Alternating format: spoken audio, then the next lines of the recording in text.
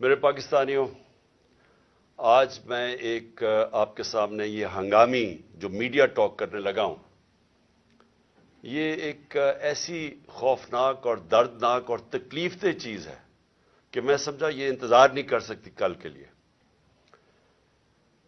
میرے ساتھ جاوید علی بیٹھے ہوئے ہیں، ایک طرف عثمان ڈار جو ہمارے سیالکوٹ کے پریزیڈنٹ ہیں۔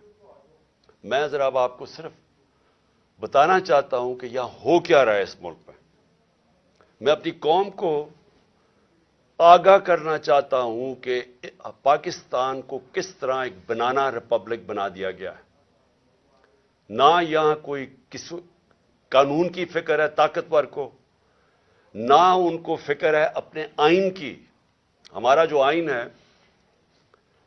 اس کا آرٹیکل 14 وہ واضح طور پہ کہتا ہے کہ ہر انسان کی عزت کی حفاظت کی جائے گی، ہر انسان کی ڈگنیٹی کو پروٹیکٹ کیا جائے گا۔ یہ ہمارا آئین ہمیں حق دیتا ہے۔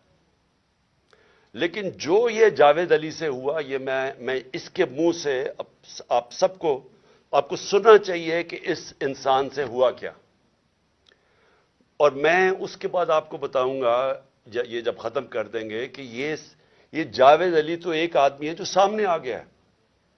یہاں اتنے لوگوں کو انہوں نے، جب سے ہماری گورنمنٹ گئی ہے، اس طرح کے بیان دلوانے کی کوشش کی کہ یا ہمارے MPs MNAs جو تکڑے وزیر ہیں ان کے خلاف دو، یا ان کے اوپر ویڈیو فلم بنا دو، یا بلیک میل کرنے کے لیے ان کی کوئی آڈیو ٹیپس کر دو، یا ان کے اوپر کوئی کرپشن کے کیسز بنا دو بلیک میل کرنے کے لیے۔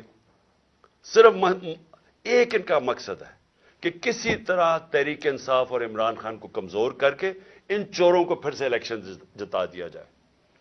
اب میں جاوید علی کی انٹروڈکشن کروا دوں۔ ان کو عثمان ڈار نے، جو کلاس 4 ہوتی ہے، جو کلاس 4 کی نوکری ہوتی ہے، وہ نوکری دلوائی سیالکوٹ۔